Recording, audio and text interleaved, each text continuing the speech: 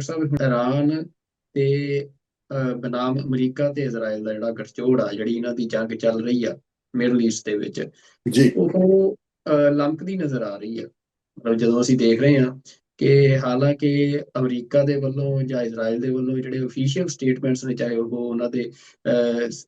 President ਦੀਆਂ ਹੋਣ, American president ਦੀਆਂ, ਜਾਂ ਫਿਰ ਉਹਨਾਂ ਦੇ ਆਰਮੀ ਦੇ ਜਿਹੜੇ ਟੌਪ ਅਫੀਸ਼ੀਅਲਸ ਨੇ ਉਹਨਾਂ ਦੀਆਂ ਹੋਣ, ਉਹ ਵਾਰ-ਵਾਰ ਇਹ ਇਸ਼ਾਰਾ ਕਰਦੇ ਰਹੇ ਆ ਕਿ ਅਸੀਂ ਈਰਾਨ ਦੇ ਜਿਹੜੇ, ਭਾਵੇਂ ਉਹ ਉਹਨਾਂ ਦਾ ਮਿਜ਼ਾਈਲ ਇਨਫਰਾਸਟ੍ਰਕਚਰ ਆ ਜਾਂ ਹੋਰ ਜਿਹੜਾ ਸਾਰਾ ਨੇਵੀ ਹੋਵੇ, ਜਾਂ ਇਹੋ ਜਿਹੇ ਜਿਹੜੇ ਸਟਰਕਚਰਸ ਨੇ, ਅਸੀਂ ਉਹ ਤਬਾਹ ਕਰਦੇ ਆ ਤੇ ਲਗਭਗ ਜੰਗ ਜਿਹੜੀ ਆ ਉਹ ਖਾਤਮੇ ਵੱਲ ਨੂੰ ਵੱਧ ਰਹੀ ਆ। ਪਰ ਹੁਣ ਜਿਹੜਾ ਸਟੇਟ ਆਫ ਹੋਮਸ ਦੇ ਵਿੱਚ ਅਸੀਂ ਦੇਖ ਰਹੇ ਹਾਂ ਕਿ ਉਹ ਇੱਕ ਬੜਾ ਅਹਿਮ ਜਿਹੜੀ ਕੜੀ ਬਣ ਗਈ ਇਸ ਜੰਗ ਦੇ ਵਿੱਚ, ਜਿਹਦੇ ਵਿੱਚ ਈਰਾਨ ਜਿਹੜਾ ਆ ਉਹਦੇ ਕੋਲ ਅਸੀਂ ਮਤਲਬ ਉਹਦਾ ਜਿਹੜਾ ਪਲੜਾ ਆ ਉਹ ਭਾਰੀ ਨਜ਼ਰ ਆ ਰਿਹਾ ਫਿਲਹਾਲ ਹੁਣ ਤੱਕ ਦੀ ਸਥਿਤੀ ਦੇ ਵਿੱਚ। ਤੇ ਜਿਹੜੀ ਇਹ ਜੰਗ ਆ, ਇੱਕ ਪਾਸੇ ਜਿੱਥੇ ਲੰਕਦੀ ਨਜ਼ਰ ਆ ਰਹੀ ਆ ਤੇ ਅਟੈਕ ਵੀ ਵੱਧ ਰਹੇ ਆ, ਤੁਸੀਂ ਕਿਵੇਂ ਦੇਖ ਰਹੇ ਹੋ ਕਿ ਇਹ ਮਤਲਬ ਕਿੱਧਰ ਨੂੰ ਜਿਹੜੀ ਇਹ ਜੰਗ ਆ ਇਸ ਤੋਂ ਬਾਅਦ ਤੁਰ ਸਕਦੀ ਆ? ਇਹ ਕੁਝ ਦਿਨਾਂ ਦੇ ਵਿੱਚ ਖਤਮ ਹੋਣ ਦੀ ਸੰਭਾਵਨਾ ਤੁਹਾਨੂੰ ਲੱਗ ਰਹੀ ਹੈ, ਜਾਂ ਤੁਹਾਨੂੰ ਲੱਗ ਰਿਹਾ ਵੀ ਜਿਹੜੀ ਈਰਾਨ ਆ ਉਹ ਇਹਨੂੰ ਲੰਮੀ ਰੈਜ਼ਿਸਟੈਂਸ ਜਿਹੜੀ ਆ ਹਜੇ ਉਹ ਦੇ ਸਕਦਾ ਹੈ? ਦੇਖੋ, ਜੂਨ 2025 ਦੇ ਵਿੱਚ ਜਿਹੜੀ 12 ਰੋਜ਼ਾ ਜੰਗ ਇਜ਼ਰਾਈਲ ਔਰ ਈਰਾਨ ਦੇ ਵਿੱਚ ਚੱਲੀ, ਜ਼ਾਹਰ ਹੈ ਕਿ ਉਸ ਦੇ ਵਿੱਚ ਜੋ ਉਹ ਇੱਕ ਟ੍ਰੇਲਰ ਵਾਂਗ ਲੱਗਦੀ ਹੈ, ਜੋ ਕਿ ਹੁਣ ਪਿਛਲੇ ਆਲਮੋਸਟ 17 ਦਿਨਾਂ ਤੋਂ ਵਾਪਰ ਰਿਹਾ, ਕਿਉਂਕਿ 28 ਫਰਵਰੀ ਨੂੰ ਇਜ਼ਰਾਈਲ ਔਰ ਅਮਰੀਕਾ ਦੀਆਂ ਹਵਾਈ ਜਿਹੜੀਆਂ ਨੇ ਉਹ ਹਮਲਿਆਂ ਦੇ ਵਿੱਚ ਮਿਸਟਰ ਖਮੀਨਾਈ, ਜਿਹੜਾ ਉਹਨਾਂ ਦਾ 86 ਸਾਲਾਂ ਦਾ ਆਇਤੁੱਲਾ ਵੀ, ਰਿਲੀਜੀਅਸ ਹੈਡ ਵੀ ਔਰ ਪੋਲੀਟੀਕਲ ਡਿਸੀਜਨ ਮੇਕਰ ਵੀ, ਔਰ ਉਹਨਾਂ ਦੇ ਰੈਵੋਲੂਸ਼ਨਰੀ ਗਾਰਡ ਦਾ ਹੈਡ, ਉਹਨਾਂ ਦਾ ਐਡਵਾਈਜ਼ਰ, ਔਰ ਇੱਕ ਅੰਦਾਜ਼ੇ ਮੁਤਾਬਕ 60 ਦੇ ਕਰੀਬ ਆਫੀਸ਼ੀਅਲ, ਜਿਨ੍ਹਾਂ 'ਚ ਖਮੀਨਾਈ ਦੇ ਆਪਣੇ ਪਰਿਵਾਰਕ ਮੈਂਬਰ ਜਿਹੜੇ ਨੇ ਉਹ ਵੀ ਸ਼ਾਮਲ ਸਨ, ਉਹ ਮਾਰੇ ਗਏ। ਸੋ ਇਸ ਦੀ ਸ਼ੁਰੂਆਤ ਹੋਈ। ਅੱਜ ਆਲਮੋਸਟ 17ਵਾਂ ਦਿਨ ਹੈ, ਔਰ ਇਹਨਾਂ 17 ਦਿਨਾਂ ਦੇ ਵਿੱਚ ਕਿਹਨੇ ਕਿਹਦਾ ਕੀ ਨੁਕਸਾਨ ਕੀਤਾ ਹੈ, ਪੋਲੀਟੀਕਲ ਏਜੰਡਾ ਕੀ ਹੈ, ਇਹਦੀ ਗੱਲ ਕਰਨ ਤੋਂ ਪਹਿਲਾਂ ਮੈਂ ਇਹ ਸਮਝਦਾ ਵੀ ਇਹਦੀਆਂ ਜੜ੍ਹਾਂ ਵੀ ਜਦੋਂ ਜੂਨ ਦੇ ਵਿੱਚ 12 ਰੋਜ਼ਾ ਜੰਗ ਇਜ਼ਰਾਈਲ ਦੇ ਪੁਸ਼ ਕਰਨ ਦੇ ਉੱਤੇ ਹੁੰਦੀ ਹੈ, ਔਰ ਨਤੀਜੇ ਦੇ ਤੌਰ ਤੇ ਉਹ ਬੰਦ ਵੀ ਇਜ਼ਰਾਈਲ ਦੇ ਕਹਿਣ ਦੇ ਉੱਤੇ ਹੀ ਪ੍ਰੈਜ਼ੀਡੈਂਟ ਟਰੰਪ ਜਿਹੜੇ ਨੇ ਉਹ ਸੀਜ਼ਫਾਇਰ ਲਾਈਨ ਵੱਲ ਵਧਦੇ ਨੇ। ਔਰ ਈਰਾਨ, ਮੈਂ ਸਮਝਦਾ ਵੀ ਅਸੀਂ ਹਾਲਾਂਕਿ ਇਸ ਦੇ ਵਿੱਚ ਸਿੱਖ ਕੌਮ ਦੀ ਪੋਜੀਸ਼ਨ ਜਿਹੜੀ ਹੈ ਉਹ ਇਸ ਕਿਸਮ ਦੀ ਹੈ ਕਿ ਅਸੀਂ ਜਿੱਥੇ ਧੱਕੇ ਜਾਂ ਜ਼ਬਰ ਦੇ ਖਿਲਾਫ ਹੈ, ਉੱਥੇ ਅਸੀਂ ਇਹ ਸਮਝਦੇ ਹਾਂ ਕਿ ਵੀ ਇਹ ਜਿਹੜੇ ਇਸ ਲੈਵਲ ਦੇ ਏਜੰਡੇ ਨੇ ਇਹ ਕੋਈ ਅੱਜ ਤੈਅ ਨਹੀਂ ਹੋਇਆ, ਜਾਂ ਈਵਨ ਜੂਨ 25 ਤੈਅ ਨਹੀਂ ਸੀ ਹੋਇਆ। ਅਸੀਂ ਸਮਝਦੇ ਹਾਂ ਵੀ 9/11 ਤੋਂ ਬਾਅਦ ਹੀ ਜਿਹੜੀਆਂ ਹੁਣ ਬਹੁਤ ਸਾਰੀਆਂ ਕੁਝ ਵਿਸਲ ਬਲੋਅਰ CIA ਦੇ ਬਾਹਰ ਨੇ, ਜਾਂ ਜਿਹੜਾ ਟੱਕਰ ਕਾਰਲਸਨ ਵਰਗੇ ਜਿਹੜੇ ਮੇਕ ਅਮਰੀਕਾ ਗ੍ਰੇਟ ਅਗੇਨ ਵੇਲੇ ਪ੍ਰੈਜ਼ੀਡੈਂਟ ਟਰੰਪ ਦੇ ਰਾਈਟ ਹੈਂਡ ਮੈਨ ਔਰ ਰਿਪਬਲਿਕਨ ਕਨਵੈਨਸ਼ਨ ਦੇ ਵਿੱਚ ਵੀ ਮੇਨ ਸਪੀਕਰ ਦੇ ਤੌਰ ਤੇ, ਔਰ ਹੋਰ ਵੀ ਜਿਹੜੇ ਕੁਝ ਜਿਹੜੇ ਨੇ, ਈਵਨ ਪ੍ਰੈਜ਼ੀਡੈਂਟ ਟਰੰਪ ਦਾ ਆਪਣਾ ਕਹਿਣਾ ਹੈ ਕਿ ਵਾਈਸ ਪ੍ਰੈਜ਼ੀਡੈਂਟ ਮਿਸਟਰ ਵੈਂਸ ਕਿ ਫਿਲਸਫੀਕਲੀ ਉਹ ਇਸ ਜੰਗ ਦੇ ਹੱਕ ਵਿੱਚ ਨਹੀਂ ਸੀ। ਸੋ ਅਮਰੀਕਾ ਦੇ ਵਿੱਚ ਵੀ ਮੇਕ ਅਮਰੀਕਾ ਗ੍ਰੇਟ ਅਗੇਨ ਜਿਹੜਾ ਕੈਂਪ ਹੈ, ਉਸ ਦੇ ਵਿੱਚ ਵੀ ਇਸ ਦੇ ਉੱਤੇ ਡਿਵੀਜ਼ਨ ਹੈ। ਔਰ ਮੈਂ ਓਨੈਸਟਲੀ ਇਹ ਕਹਿ ਸਕਦਾ ਵੀ ਸਿੱਖ ਕੌਮ ਦੇ ਵਿੱਚ ਵੀ ਇਸ ਮੁੱਦੇ ਦੇ ਉੱਤੇ ਦੋ ਪੈਰਲਲ ਰਾਵਾਂ ਨੇ, ਕਿਉਂਕਿ ਇੱਕ ਜ਼ਾਹਰ ਹੈ ਕਿ ਸਾਡਾ ਜਿਹੜਾ ਬਿਲਟ ਇਨ ਮਾਈਂਡਸੈਟ ਹੈ ਹਰ ਸਿੱਖ ਦਾ, ਉਹ ਅੰਡਰਡੌਗ ਦੇ ਨਾਲ ਹੈ, ਜਿਹਦੇ ਉੱਤੇ ਧੱਕਾ ਹੁੰਦਾ ਹੈ, ਜ਼ਿਆਦਤੀ ਹੁੰਦੀ ਹੈ, ਜਾਂ ਸਾਨੂੰ ਲੱਗਦਾ ਹੈ ਵੀ ਕਮਜ਼ੋਰ ਧਿਰ ਹੈ। ਲੇਕਿਨ ਦੂਸਰਾ ਪੱਖ ਜਿਹੜੇ ਪੋਲੀਟੀਕਲ ਅਵੇਅਰਨੈਸ ਵਾਲੇ ਨੇ, ਉਹ ਇਹ ਸਮਝਦੇ ਨੇ ਕਿ ਵੀ ਇਹ ਜਿਹੜੀ ਸਾਰੀ ਨਿਊ ਮੈਪ ਮੇਕਿੰਗ ਹੋ ਰਹੀ ਹੈ, ਕਿਉਂਕਿ ਇਸ ਸਾਰੇ 'ਚ ਜਿਹੜਾ ਅਸੀਂ ਇਹਨਾਂ 17 ਦਿਨਾਂ ਦੇ ਵਿੱਚ ਦੇਖਾਂਗੇ, ਈਰਾਨ ਤਾਂ ਖੜਾ ਹੈ ਉਹ, ਔਰ ਈਰਾਨ ਦੀ ਸਕਸੈਸ ਜੇ ਓਵਰਆਲ ਮਹੀਨਿਆਂ ਬਦੀ ਵੀ ਜੰਗ ਚੱਲੇ, ਜੇ Iran as a NTT survive ਕਰ ਜਾਂਦਾ, ਉਹਦੀ ਫ੍ਰੈਗਮੈਂਟੇਸ਼ਨ ਨਹੀਂ ਹੁੰਦੀ, ਉਹਨਾਂ ਦੀ ਸਿਵਲ ਵਾਰ ਨਹੀਂ ਹੁੰਦੀ, ਤੇ ਉਹ ਈਰਾਨ ਦੀ ਕਾਮਯਾਬੀ ਮੰਨੀ ਜਾਏਗੀ। ਇਹ ਮੈਂ ਐਕਸਪਰਟਸ ਦੇ ਹਵਾਲੇ ਨਾਲ ਕਹਿ ਰਿਹਾ। ਪਰ ਇੱਕ ਗੱਲ ਬੜੀ ਕਲੀਅਰ ਹੈ ਵੀ ਜਿਹੜੀਆਂ 6-7 ਗਲਫ ਸਟੇਟਸ ਨੇ ਉਹ ਓਬਲੀਟਰੇਟ ਹੋ ਗਈਆਂ, ਕਿਉਂਕਿ ਇਸ ਵੇਲੇ ਜੇ ਅਸੀਂ ਦੇਖੀਏ ਕਿ ਉਹ UAE ਹੋਏ, ਉਹ ਕੁਵੈਤ ਹੋਏ, ਉਹ ਕਤਰ ਹੋਏ, ਔਰ ਇਹਨਾਂ ਦੇ ਨਾਲ ਨਾਲ ਈਵਨ ਇਰਾਕ ਔਰ ਸਾਊਦੀ ਅਰੇਬੀਆ ਤੱਕ ਜਿਹੜੇ ਅਮਰੀਕਨ ਸ਼ੈਲਟਰ ਦੇ ਥੱਲੇ ਸੀ, ਜਿਹੜਾ ਇਹਨਾਂ ਦਾ ਵੱਡਾ ਬੇਸ ਬਹਿਰੀਨ ਦੇ ਵਿੱਚ, ਜਿਹਦੇ 25,000 ਫੌਜੀ ਔਰ ਪੂਰਾ ਨੇਵਲ ਬੇਸ ਵੀ 6th ਫਲੀਟ ਦਾ ਔਰ ਦੂਸਰੇ, ਉਹ ਸਾਰੇ ਜਿਹੜੇ ਨੇ ਉਹ ਆਪਣੀ ਸਿਕਿਉਰਿਟੀ ਦੇ ਲਈ ਉਹਨਾਂ ਨੂੰ ਤਾਂ ਖਾਲੀ ਕਰਾ ਲਿਆ ਗਿਆ। ਹੁਣ ਦੇਖਣ ਵਾਲੀ ਗੱਲ ਇਹ ਹੋਏਗੀ ਕਿ ਕੀ ਇਹ ਤਾਂ ਨਹੀਂ ਹੈ ਕਿਤੇ ਵੀ ਈਰਾਨ ਤੋਂ ਪਹਿਲਾਂ, ਜਿਵੇਂ ਹੁਣ ਬਹਿਰੀਨ ਦੇ ਵਿੱਚ ਜਾਂ ਕੁਝ ਥਾਵਾਂ ਦੇ ਉੱਤੇ ਇਹ ਖਬਰਾਂ ਨੇ ਵੀ ਲੋਕ ਪ੍ਰੋਟੈਸਟ ਵੀ, ਦੇਖੋ ਕਿਉਂਕਿ ਨਾ ਤਾਂ ਸਿਸਟਮ ਈਰਾਨ ਦੇ ਵਿੱਚ ਕੋਈ ਆਈਡੀਅਲ ਲੋਕਤੰਤਰੀ ਸਿਸਟਮ ਹੈ, ਤੇ ਨਾ ਹੀ ਜਿਹੜੀਆਂ ਇਹ ਗਲਫ ਸਟੇਟਸ ਨੇ ਖਾਸ ਤੌਰ ਤੇ ਜਿੱਥੇ ਸ਼ੇਖਡਮ ਹੈ ਔਰ ਇਹ ਟੱਬਰ ਕੰਟਰੋਲ ਕਰਦੇ ਨੇ। ਸੋ ਬਾਕੀ ਜਿਹੜਾ ਪੋਲੀਟੀਕਲ ਏਜੰਡਾ, ਜਿਵੇਂ ਅਸੀਂ ਕਿਹਾ ਵੀ 9/11 ਤੋਂ ਬਾਅਦ ਜਿਹੜੇ 7 ਇਸਲਾਮਿਕ ਮੁਲਕ ਜਿਨ੍ਹਾਂ ਨੂੰ ਟਾਰਗੇਟ ਦੇ ਉੱਤੇ ਸੀ ਕਿ ਭਾਈ ਇਹਨਾਂ ਨੂੰ ਡੀਸਟੈਬਿਲਾਈਜ਼ ਕਰਨਾ ਹੈ, ਉਹ ਇਹਨਾਂ ਦੀ ਏਜੰਸੀ ਹੋਏ, ਮੋਸਾਦ ਹੋਏ, ਉਹਨਾਂ ਦੇ ਵਿੱਚ 6 ਆਲਰੇਡੀ ਉਹ ਸੋਮਾਲੀਆ ਹੋਏ, ਸੁਡਾਨ ਹੋਏ, ਇਰਾਕ ਹੋਏ, ਲਬਨਾਨ ਹੋਏ, ਸੀਰੀਆ ਹੋਏ, ਇਹ ਆਲਰੇਡੀ ਜਿਹੜੇ ਨੇ ਉਸ ਨੂੰ ਈਰਾਨ ਉਸ ਸਾਰੀ ਸ਼੍ਰੰਖਲਾ ਦੇ ਵਿੱਚ ਅਖੀਰਲਾ ਮੁਲਕ ਹੈ। ਹੁਣ ਜਦੋਂ ਅਸੀਂ ਈਰਾਨ ਦੇ ਹਵਾਲੇ ਨਾਲ ਗੱਲ ਕਰਦੇ ਹਾਂ, ਜਿਵੇਂ ਮੈਂ ਆਪਣੇ ਪਹਿਲੇ ਪ੍ਰੋਗਰਾਮਾਂ 'ਚ ਵੀ ਸੱਚੋ ਸੱਚ ਕਿਹਾ ਕਿ we don't have a dog in the fight, ਇਸ ਲਈ ਅਸੀਂ ਪੋਲੀਟੀਕਲੀ ਇਹ ਸਮਝਦੇ ਹਾਂ ਵੀ ਡੀਸਟੈਬਿਲਾਈਜੇਸ਼ਨ ਕਿਸੇ ਵੀ ਥਾਂ ਦੇ, ਔਰ ਆਲਰੇਡੀ ਜਦੋਂ ਅੱਜ ਅਸੀਂ ਦੇਖਦੇ ਹਾਂ ਕਿ ਆਲਰੇਡੀ ਰੈਫਿਊਜੀ ਕ੍ਰਾਈਸਿਸ ਵੀ ਸ਼ੁਰੂ ਹੋ ਗਿਆ, ਟਰਕੀ ਵੱਲ ਵੀ ਜਾਣੇ ਸ਼ੁਰੂ ਹੋਏ ਨੇ ਈਰਾਨ ਦੇ ਲੋਕ ਔਰ ਦੂਸਰੇ। ਔਰ ਇਹ ਜਦੋਂ ਇੱਕ ਪ੍ਰੋਬਲਮ ਨੂੰ ਕੋਈ ਸੋਲਵ ਕਰਨ ਦੀ ਕੋਸ਼ਿਸ਼ ਵੀ ਕਰਦਾ ਹੈ, ਜੇ ਈਰਾਨ ਦਾ ਦੀਆਂ ਨਿਊਕਲੀਅਰ ਪ੍ਰੋਗਰਾਮ ਬਿਲਟ ਕਰਨ ਜਾਂ ਯੂਰੇਨੀਅਮ ਐਨਰਿਚਮੈਂਟ ਦੀ ਗੱਲ ਜਿਸ ਉੱਤੇ ਗੱਲਬਾਤ ਹੋ ਰਹੀ ਸੀ, ਜਿਹੜਾ ਇਸ ਸਾਰੇ ਦੀ ਇੱਕ ਟ੍ਰੈਜੇਡੀ ਹੈ। ਮੈਂ 2 ਟ੍ਰੈਜੇਡੀਜ਼ ਦੇ ਗੱਲ ਕਰਾਂਗਾ, ਪੋਲੀਟੀਕਲ ਆਊਟਕਮ ਤਾਂ ਵਕਤ ਦੱਸੇਗਾ ਵੀ ਕਿੱਧਰ ਨੂੰ ਗੱਲ ਜਾਏਗੀ। ਪਹਿਲਾ, ਨੈਗੋਸ਼ੀਏਸ਼ਨ ਦੇ ਨਾਲ ਕਿਸੇ ਗੱਲ ਦਾ ਹੱਲ। ਸੋ ਇਸ ਮਾਮਲੇ 'ਚ 2 ਵਾਰ ਇਵੇਂ ਹੋਇਆ, ਜਦੋਂ ਕਿ ਗਜ਼ਾ ਦੇ ਮੁੱਦੇ ਦੇ ਉੱਤੇ ਹਮਾਸ ਦੇ ਨਾਲ ਗੱਲਬਾਤ ਜਿਹੜੀ ਹੈ ਉਹ ਦੋਹਾ ਕਤਰ ਦੇ ਵਿੱਚ ਚੱਲ ਰਹੀ ਸੀ, ਤੇ ਇਜ਼ਰਾਈਲ ਨੇ ਉਸ ਥਾਂ ਤੇ ਅਟੈਕ ਕੀਤਾ, ਜਿਹੜਾ ਕਿ ਇਨਫੈਕਟ ਉਹ ਮੀਡੀਏਸ਼ਨ ਅਮਰੀਕਾ ਔਰ ਇਜ਼ਰਾਈਲ ਦੇ ਕਹਿਣ ਤੇ ਕਰ ਰਿਹਾ ਸੀ। ਇਹ ਵੱਖਰੀ ਕਹਾਣੀ ਹੈ ਕਿ ਵੀ ਹਮਾਸ ਵਾਲਿਆਂ ਨੂੰ ਪਤਾ ਸੀ ਜਾਂ ਮੌਕੇ ਦੇ ਉੱਤੇ ਅੱਗੇ ਪਿੱਛੇ ਹੋਏ ਬਚਾਅ ਹੋ ਗਿਆ, ਪਰ ਇਹਨੇ ਜਿਹੜਾ ਡਿਪਲੋਮੇਸੀ ਜਾਂ ਟਰਸਟ ਹੁੰਦਾ ਹੈ ਗੱਲਬਾਤ ਦਾ, ਉਹਨੂੰ ਤੋੜਿਆ। ਦੂਸਰਾ ਪਾਰਟ, ਈਰਾਨ ਦੇ ਮੁੱਦੇ ਦੇ ਉੱਤੇ 3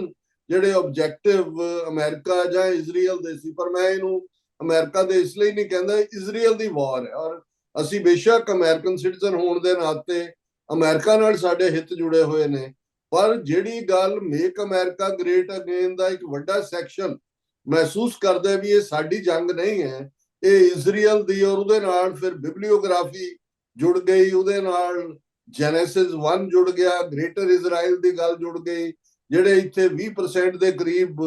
ਬਿਬਲੀਕਲ ਕਹਾਣੀਆਂ 'ਚ ਯਕੀਨ ਰੱਖਣ ਵਾਲੇ ਕ੍ਰਿਸਚੀਅਨਸ ਨੇ, ਉਹ ਸਪੋਰਟ ਤੇ ਆ ਗਏ। ਸੋ ਉਹਦੇ ਥੱਲੇ ਉਹਨਾਂ ਨੂੰ, ਉਹ ਤਾਂ ਉਸ ਡ੍ਰੀਮ ਵੱਲ ਵੀ ਤੁਰ ਰਹੇ ਨੇ ਗ੍ਰੇਟਰ ਇਜ਼ਰਾਈਲ ਦਾ, ਜਿੱਥੇ ਨੀਲ ਦਰਿਆ ਤੋਂ ਲੈ ਕੇ ਜਿਹੜਾ ਇਜਿਪਟ ਹੈ ਤੇ ਜਾਰਡਨ ਤੱਕ ਔਰ ਸੀਰੀਆ ਤੱਕ ਜਿਹੜਾ ਇਹ ਜੇ ਲੈਲੈਂਡ ਜਿਹੜੇ ਇਜ਼ਰਾਈਲ ਵਾਲੇ ਨੇ, ਤੇ ਇਹ ਕਹਿੰਦੇ ਨੇ ਵੀ ਇਹ ਬਿਬਲੀਕਲ ਜਿਹੜੀ ਪ੍ਰੋਫੈਸੀ ਹੈ ਮਸਾਇਆ ਦੇ ਆਉਣ ਦੀ, ਉਹਨੂੰ ਫੁੱਲਫਿਲ ਕਰਦਾ। ਔਰ ਇਹ ਗੱਲ ਕੋਈ ਛੋਟਾ ਮੋਟਾ ਨਹੀਂ ਕਹਿੰਦਾ। ਮਾਈਕ ਹਕਬੀ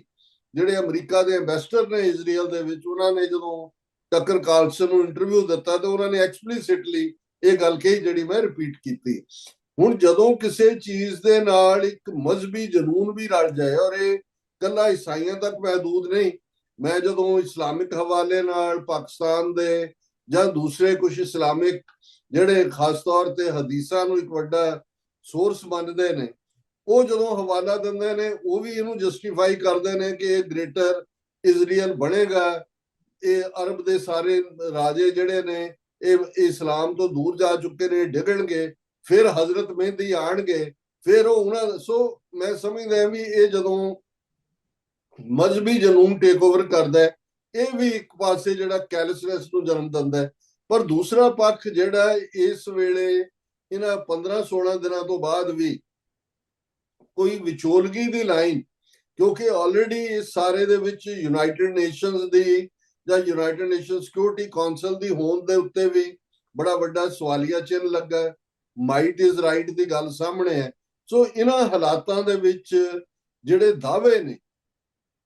ਦੋਨੋਂ ਪਾਸਿਓਂ, ਮੈਨੂੰ ਲੱਗਦਾ ਵੀ ਇਸ ਵੇਲੇ ਇੰਨੀ ਮਿਸ ਇਨਫੋਰਮੇਸ਼ਨ ਹੈ ਆਰਟੀਫੀਸ਼ੀਅਲ ਇੰਟੈਲੀਜੈਂਸ ਨੇ ਉਹਨੂੰ ਹੋਰ ਵੀ ਸੌਖਾ ਕਰ ਦਿੱਤਾ ਹੈ। ਲੇਕਿਨ ਇੱਕ ਗੱਲ ਬੜੀ ਯਕੀਨੀ ਹੈ ਵੀ ਰਜੀਮ ਚੇਂਜ ਵਾਲਾ ਜਿਹੜਾ ਪਹਿਲਾ ਏਜੰਡਾ ਸੀ, ਹਾਲ ਦੀ ਘੜੀ ਅੱਜ ਦੀ ਡੇਟ 'ਚ ਉਸ ਦੇ ਉੱਤੇ ਕੋਈ ਕਾਮਯਾਬੀ ਨਹੀਂ ਹੈ। ਠੀਕ ਹੈ, ਕੁਛ ਨਾਰਦਰਨ ਇਰਾਕ ਚੋਂ ਤੁਰਕਾਂ ਨੂੰ ਅੱਗੇ ਤੋਰਨ ਦੀ ਲਾਏ ਜਿਹੜੀ ਹੈ, ਨੋਟ ਤੁਰਕ, ਕੁਰਦਾਂ ਨੂੰ ਆਰਮਡ ਜਿਹੜੇ ਨੇ ਉਹਨਾਂ ਨੂੰ ਤੋਰਨ ਦੀ ਲਾਈਨ ਚੱਲੀ ਹੋਈ ਹੈ। ਦੂਸਰੀ ਗੱਲ ਅਸੀਂ ਦੇਖਦੇ ਹਾਂ ਵੀ ਜੇ ਵਿਦਨ ਕੰਟਰੀ ਕੋਈ ਫੀਅਰ ਫੈਕਟਰ ਦੀ ਗੱਲ ਸੀ, ਉਹ ਵੀ ਜਿਵੇਂ ਉਹਨਾਂ ਦੀ ਲੀਡਰਸ਼ਿਪ ਪਬਲਿਕ ਜਿਹੜੀ ਹੈ ਉਹ ਰੈਲੀ ਦੇ ਵਿੱਚ ਖੁੱਲ ਕੇ ਆਈ, ਉਹ ਫੀਅਰ ਵੀ ਅਜੇ ਨਜ਼ਰ ਨਹੀਂ ਆਉਂਦਾ। ਹਾਂ, ਇਹਦੇ 'ਚ ਕੋਈ ਸ਼ੱਕ ਨਹੀਂ ਹੈ ਕਿ ਇਜ਼ਰਾਈਲ ਦਾ ਦਾਅਵਾ ਹੈ ਕਿ 25,000 ਤੋਂ ਜ਼ਿਆਦਾ ਉਹਨਾਂ ਨੇ ਟਾਰਗੇਟ ਜਿਹੜੇ ਨੇ ਉਹਨਾਂ ਦੇ ਉੱਤੇ ਨਿਸ਼ਾਨੇ ਲਾਏ ਨੇ। ਉਹਨਾਂ ਦਾ ਇਨਫਰਾਸਟ੍ਰਕਚਰ ਬੁਰੀ ਤਰ੍ਹਾਂ ਤਬਾਹ ਹੋਇਆ ਹੋਏਗਾ ਹਰ ਪੱਖ ਤੋਂ। ਔਰ ਜਿਹੜਾ ਇੱਕ ਆਈਲੈਂਡ ਖਾਸ ਤੌਰ ਤੇ ਜਿੱਥੇ 80% ਉਹਨਾਂ ਦਾ ਆਇਲ, ਉਸ ਦੀ ਜਿਹੜੀ ਹੈ ਰਿਫਾਈਨਿੰਗ ਹੁੰਦੀ ਹੈ, ਖਾਰ ਜਾਂ ਉਸ ਦਾ ਕੀ ਨਾਂ ਹੈ, ਉਸ ਦੇ ਉੱਤੇ ਜਿਹੜੇ ਨੇ ਹਮਲੇ ਹੋਏ ਨੇ। ਔਰ ਆਉਣ ਵਾਲੇ ਪੀਰੀਅਡ 'ਚ ਅਗੇਨ ਪਿਛਲੇ 24 ਘੰਟੇ 'ਚ ਜਿਹੜਾ ਦੁਬਈ 에ਅਰਪੋਰਟ ਵੀ ਔਰ ਉਹਦੇ ਨਾਲ ਲੱਗਦੇ ਇੱਕ ਦੋ ਹੋਰ ਨਿਸ਼ਾਨੇ ਵੀ ਜਿਹੜੇ ਨੇ ਉਹਨਾਂ ਨੇ ਵਿਦਨ UAE ਲਏ ਨੇ। ਇਹ ਖਤਰਨਾਕ ਪਾਸੇ ਵੱਲ ਜਾ ਰਿਹਾ। ਜਿਹੜੀ ਸਟੇਟ ਆਫ ਹਾਰਮੂਜ਼ ਦੀ ਤੁਸੀਂ ਗੱਲ ਕੀਤੀ ਹੈ, ਇੱਕ ਸਟੇਜ ਤੇ ਅਮਰੀਕਾ ਦੇ ਡਿਫੈਂਸ ਸੈਕਟਰੀ ਨੇ ਡਾਇਰੈਕਟਲੀ ਕਲੇਮ ਕੀਤਾ ਸੀ ਕਿ ਸਾਡੀ ਸ਼ਿਪ ਜਾਣਗੇ, ਖੋਲਣਗੇ, ਪਰ ਉਹ ਉਹਨਾਂ ਨੂੰ ਬਾਅਦ ਚ ਰਿਅਲਾਈਜ਼ ਹੋਇਆ ਸ਼ਾਇਦ ਇਹ ਸਾਰੀ ਇਨਐਕਸਪੀਰੀਅੰਸ ਟੀਮ ਵੀ ਹੈ ਕਿਤੇ ਕਿਸੇ ਹੱਦ ਤੱਕ ਕਿ ਵੀ ਇਹ ਸੰਭਵ ਨਹੀਂ ਹੈ। ਹੁਣ ਨੈਟੋ ਐਲਾਈਜ਼ ਨੂੰ ਔਰ ਜਿਨ੍ਹਾਂ ਦਾ ਤੇਲ ਉੱਥੋਂ ਜਾਂਦਾ ਉਹਨਾਂ ਨੂੰ ਇਹ ਚੈਲੰਜ ਥਰੋ ਕੀਤਾ ਗਿਆ ਵੀ ਤੁਸੀਂ ਆਪ ਖੁਲਵਾਓ। ਸੋ ਇਹਦੇ 'ਚ ਵੀ ਕੋਈ ਸ਼ੱਕ ਨਹੀਂ ਹੈ ਕਿ ਇਹ ਸਾਰੇ ਪੀਰੀਅਡ ਹਾਲਾਂਕਿ ਕੋਈ ਇਜ਼ਰਾਈਲ ਨੇ, ਈਰਾਨ ਨੇ ਉਹਨੂੰ ਬਲੌਕ ਨਹੀਂ ਕੀਤਾ ਹੈ, ਲੇਕਿਨ ਸਿਲੈਕਟਿਵ ਹੋ ਗਿਆ ਵੀ ਉਹੀ ਜਹਾਜ਼ ਜਾਏਗਾ ਜਿਹਨੂੰ ਅਸੀਂ ਪਰਮਿਟ ਕਰਾਂਗੇ। ਸੋ ਇੰਡੀਆ ਦੇ ਵੀ ਜਿਹੜਾ LPG ਗੈਸ ਵਾਲੇ ਵੀ 2 ਸ਼ਿਪ ਉਹਨਾਂ ਨੇ ਜਿਹੜੇ ਨੇ ਉਹ ਅੱਗੇ ਤੋਰੇ ਨੇ। ਹਾਲਾਂ ਅੱਜ ਹੀ ਮੈਂ ਲੇਟੈਸਟ ਦੇਖ ਰਿਹਾ ਸੀ ਕਿ ਉਹਨਾਂ ਦੇ ਜਿਹੜੀ ਇਨਸਾਈਡ ਕੋਈ ਨੈਗੋਸ਼ੀਏਸ਼ਨ ਚੱਲ ਰਹੀ ਹੈ ਅੱਗੋਂ ਹੋਰ ਜਹਾਜ਼ ਤੋਰਨ ਦੇ ਲਈ। ਜਿਹੜੇ 3 ਟੈਂਕਰ ਈਰਾਨ ਦੇ ਇੰਡੀਆ ਨੇ ਬਹੁਤ ਪਹਿਲਾਂ ਕੁਝ ਫਰਵਰੀ ਦੇ ਵਿੱਚ ਜਿਨ੍ਹਾਂ ਨੂੰ ਆਪਣੇ ਕਬਜ਼ੇ 'ਚ ਲਿਆ ਸੀ ਕਿ ਜੀ ਇਹ ਅਨਆਇਡੈਂਟੀਕਲ ਔਰ ਇਹ ਬਲੈਕ ਕਰ ਰਹੇ ਸੀ, ਉਹਨਾਂ ਦੀ ਰਿਲੀਜ਼ ਵੀ ਈਰਾਨ ਨੇ ਮੰਗੀ ਹੈ। ਔਰ ਇਹ ਵੀ ਭਾਰਤ ਦੀ ਫੋਰਨ ਅਫੇਅਰਸ ਮਿਨਿਸਟਰੀ ਨੇ ਕਿਹਾ, ਕਿਉਂਕਿ ਟਰੰਪ ਔਰ ਉਹਨਾਂ ਦੇ ਸੈਕਟਰੀ ਆਫ ਡਿਫੈਂਸ ਜਿਹਨੂੰ ਸੈਕਟਰੀ ਆਫ ਵਾਰ ਕਹਿੰਦੇ ਨੇ, ਉਹਨੇ ਕਿਹਾ ਸੀ ਕਿ ਜੀ ਅਸੀਂ 7 ਮੁਲਕਾਂ ਦੇ ਨਾਲ ਗੱਲਬਾਤ ਕਰ ਰਹੇ ਹਾਂ ਕਿ ਉਹ ਆਪਣੇ ਜਿਹੜੇ ਨੇ ਅਗਾਊਂ ਜਿਹੜੇ ਡਿਫੈਂਸ ਸ਼ਿਪ ਨਾਲ ਭੇਜਣ ਉਹਨਾਂ ਟੈਂਕਰਸ ਦੇ। ਤੇ ਇੰਡੀਆ ਨੇ ਕਿਹਾ ਕਿ ਜੀ ਅਸੀਂ ਸਾਡੇ ਨਾਲ ਅਜੇ ਕੋਈ ਇਸ ਮੁੱਦੇ ਤੇ ਬਾਇਲੇਟਰਲ ਗੱਲਬਾਤ ਨਹੀਂ ਹੋਈ। ਸੋ ਮੈਨੂੰ ਲੱਗਦਾ ਵੀ ਇਸ ਸਾਰੇ ਦੇ ਵਿੱਚ ਇੰਡੀਆ ਇਨ ਪਾਰਟਿਕੂਲਰ ਟਰਬਲ ਚ ਹੋਏਗਾ। ਠੀਕ 48 ਘੰਟੇ ਪਹਿਲਾਂ 28 ਫਰਵਰੀ ਦੇ ਅਟੈਕ ਤੋਂ ਮੋਦੀ ਜਨਾਬ ਜਿਹੜੇ ਨੇ ਉਹ ਉਹਨਾਂ ਦੇ ਤੈਲ ਅਵੀਵ ਦੇ ਵਿੱਚ ਸਨ। ਉਹਨਾਂ ਦੀ ਪਾਰਲੀਮੈਂਟ ਜਿਹਨੂੰ ਕਨੈਸਟ ਕਹਿੰਦੇ ਨੇ ਉਹਨੂੰ ਵੀ ਐਡਰੈਸ ਕੀਤਾ। ਬਾਅਦ ਦੇ ਵਿੱਚ ਕੋਈ ਅਫਸੋਸ ਦਾ ਇਜ਼ਹਾਰ ਵੀ ਨਹੀਂ। ਬੇਸ਼ੱਕ ਜਿਹੜਾ ਬੱਚੀਆਂ ਦੇ ਮਾਰਿਆ ਜਾਣਾ, ਇਵਨ ਅਮਰੀਕਾ ਨੇ ਵੀ ਇਨਵੈਸਟੀਗੇਸ਼ਨ ਕਰਾਈ ਹੈ ਕਿ ਭਾਈ ਇਹ ਜਿਹੜੀਆਂ 170 ਦੇ ਕਰੀਬ ਬੱਚੀਆਂ ਔਰ ਟੀਚਰਸ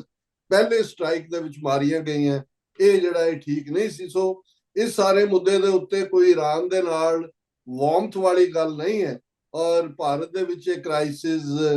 ਉਹ ਕਿਸ ਹੱਦ ਤੱਕ ਜਾਏਗਾ ਇਹ ਆਉਣ ਵਾਲੇ ਦਿਨ ਹੀ ਦੱਸਣਗੇ। ਪਰ ਮੈਨੂੰ ਇਹ ਲੱਗਦਾ ਹੈ ਵੀ ਇਜ਼ਰਾਈਲ ਦੀ ਪੁਸ਼ ਦੇ ਉੱਤੇ